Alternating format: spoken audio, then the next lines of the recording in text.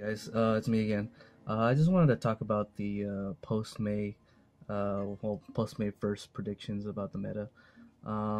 It's been going through my mind a lot, and one of the things I really wanted to talk about was Shugesh. A lot of people think that once Mecha Frieza gets nerfed, Shugesh will stop being used, but that's entirely untrue.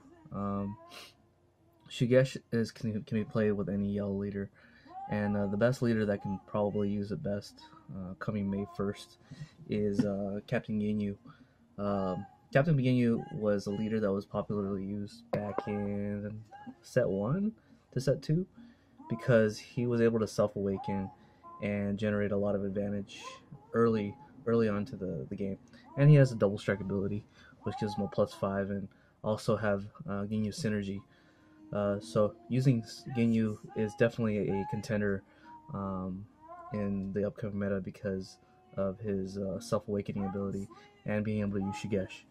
One of the cards that's going to be coming out is from the Budokai Card Club, and it's the new Goku, which is I don't know the name of that Goku, but basically when you play this Goku, you could untap 2 energy from your mana zone, and this allows you to push further. And he is also a Saiyan that's also 3 or less, so you can Shigesh into him. So that will be a super duper common combo used in yellow leaders, and I think Ginyu will probably use it the best out of all of them. The next leader I wanted to talk about was Mecha Frieza. So Mecha Frieza has an ability now that you can only use his ability on your opponent's turn, and I'm not sure if it's once per turn, but from what I remember, it's as many times as you want. So what does this mean for Mega Frieza? So this means a deck can play on curve.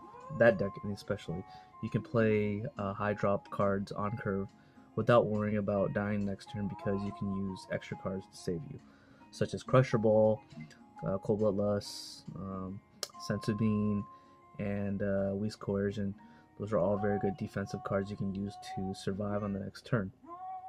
So, Mega Frieza is not completely out of the game yet. You can still use Shigesh too. So, the deck will be completely the same, except less explosive turns as it used to be played before. It'll just be played differently, where you can play things on curve. Like for instance, you could play the Mecha Frieza that looks at your opponent's hand, chooses a card, and put it in play in tap position, and you don't have to worry. You can play it on turn 4 or turn 3, depending on if you play objection, and not have to worry about losing your cards.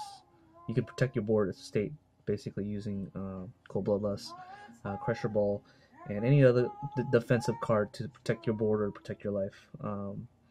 Other decks do have to worry about tapping out because they can't afford to. Well, they could afford to, but then they'll be taking life. And Mega Frieza does it best, and you're also taking a life too. So it's a leader that can use defensive cards for free by trading life. So it's going to be a more steadier deck to where you could definitely abuse extra cards. So I don't think it's going to be out of the format completely yet until it gets like another nerf or just another leader overshadows it.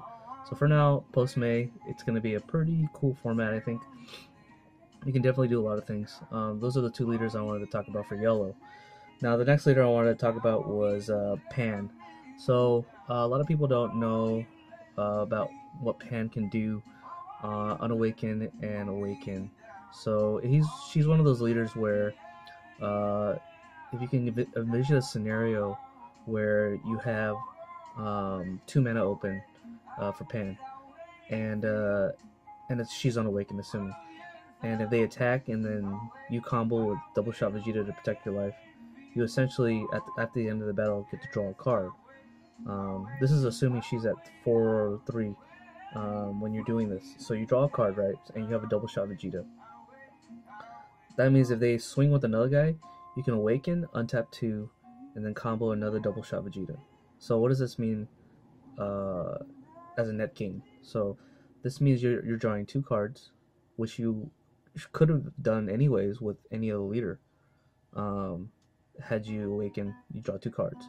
But Pan can do this too, but she also untaps 2 mana. So Pan can do that, play as a leader that can awaken and draw 2 cards, potentially, depending on the cards you draw. Topo is another card you can play on your opponent's turn as well, and you're able to net more advantage when you play Topo and draw a card. Pan also can abuse the fact that on your turn, you can play a card that's 15k or higher, get the 5k boost, draw a card, and then when she attacks, she draws another card. So she's definitely a very good leader this coming format, post May 1st or on May 1st. So don't count Pan out. She can definitely be a very good leader this coming format. And this is all talking about leaders, of course. I will talk about battle cards later, or just 2 battle cards that I can think of that will just be defining in every single deck. So the next leader I want to talk about was black leaders. So in this format, black leaders definitely kind of, except for Bardock, definitely took a back seat to most of the strategies that were used, because Mecha Frieza definitely outpaced every single deck, and that definitely stifled a lot of strategies from being used, and ultimately gaining, playing out their game plan.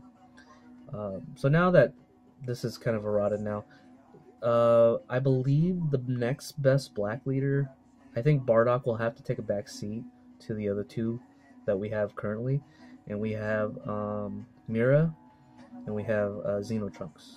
Mira and Xenotrunks are similar in their abilities, but the only main difference is their awaken ability and their colors that they associate with. So Mira, being an android, has a little bit more utility than Xenotrunks. You're able to use all the android cards, such as Chilling Terror, to lock out your opponent from awakening. Well, it won't lock them out from awakening, but it'll stop them from drawing 2 on their awakening. So you can play the android engine, as well as the cell package. You can do a lot of things with Mira, and the fact that Mira is also milling cards and drawing cards allows you to play more overwhelm cards, potentially giving you a game earlier, depending on what you want. So Mira is definitely going to be on the map now, and the fact that you could play Planet Vegeta in that deck, a friend of mine told me this strategy, that you can play Planet Vegeta and you'll constantly have a battle card on the field, or a card in the battle area that is yellow. So even if you don't mill or just mill or have a yellow battle card, you always have Planet Vegeta on the board to draw a card. So you can utilize those 2 strategies to build a good mirror deck. As for Xenotrunks, which I think it's a little better, well, I think is better for my playstyle, Xenotrunks can essentially, you can abuse all the blue cards, all the defensive blue cards like Sensu Bean. You can play Whis Coercion, you can play Objection to ramp up Trunks to a higher mana, so that you can afford to tap out more energy and leave one open for Whis Coercion or Sensu Bean. I mean, that's kind of like my playstyle anyways. So the black leaders have access to the overwhelm cards, and then one overwhelm card I want to talk about, or a Xeno Evolve card I want to talk about, was the SSJ3 Bardock, which when you Xeno Evolve him, all your opponent's battle cards get sent to the warp. I didn't see why it wasn't used in the ape format, where apes were untargetable by Planet Vegeta, but SSJ3 Bardock could clear out all the apes, assuming that they have an ape board, and he's also a 30k triple striker, and he stays on the board. He's not overwhelmed, he's Xenovolve, so you can essentially swing with a Bardock that has double strike that you overwhelm for free, and then Xenovolve by putting him to the warp and playing an SJ3 Bardock, which allows you to push even harder. So I think black leaders, especially Mira and Xenotrunks, will be able to use these 2 leaders very well, or be able to use this battle card very well, and might be even meta defining, depending on how well the player plays that deck. But it's definitely going to be a more variety of different decks in this coming format. So that's all I wanted to talk about for black leaders. The next leader I wanted to talk about was all the blue leaders. So all the blue leaders, they pretty much have to, like, again, take a back seat in this format. And Soul Striker was definitely one of those decks that had to um, not be played as much, because Soul Striker kind of is contingent on the fact that it plays the grind game very well. Being able to untap 2 energy, blue energy, um, was the factor that Soul Striker had. Plus, also getting a plus 5k on the attack was devastating in the grind game. Soul Striker definitely wins the grind game a lot of the times because of its inherent abilities. So now that blue leaders are able to be played, I think SSJ3 will probably lose a little bit of popularity over the Soul Striker, but that's still up to the interpretations. SSJ3 is still a very good leader. You can still untap 3 and play good defense. So he's a really great attrition leader. Don't get me wrong, but I just think Soul Striker will be a little bit better, just a little bit better than SSJ3. And the other leader that's forgotten is good old Prince of Saiyans, which is Vegeta. So Vegeta has now more utility in the as the aggressor deck. You can actually play the GT engine, or GT Goku, to search for the Unbreakable or Scry off the top 7 and add it to your hand. So by doing that, you're essentially be able to replace the cards you use to and hit harder with Prince of Vegeta. And that's kind of like an aggressive element, also replacing the cards you use to hit harder. Trunks as a leader might not be so good this coming format, just because he wasn't really doing much when the format was slower, and he's only seeing play now because he can be aggressive, and he's a value leader, so you replace your cards the second you combo with them. But the flaw is that you can only do it once per turn, so, and it's only on your turn, which puts him back a little bit for Trunks. I don't think Trunks will probably see as much play as it used to in Mecha Frieza format. So the other leader I wanted to talk about was, right. So now I'm gonna talk about the battle cards. So the cell package, I don't think it's gonna be that good anymore. A lot of people would disagree with me on this because Cell Chain is completely, it sounds broken in theory, but there's a way to play around the Cell Chain. It's been known how to play since set 2, since its existence. I don't think the Cell Chain will be decent in any matchup, except maybe in Androids.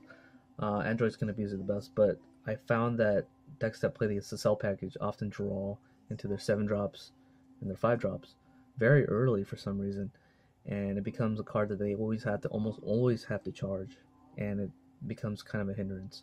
So I wouldn't count the Cell package completely out, but I don't think it's that good in my opinion.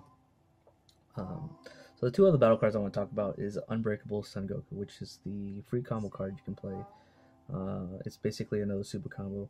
Any deck that can abuse Unbreakable Son Goku, such as Soul Striker and SSJ3, will definitely have an advantage over the other decks.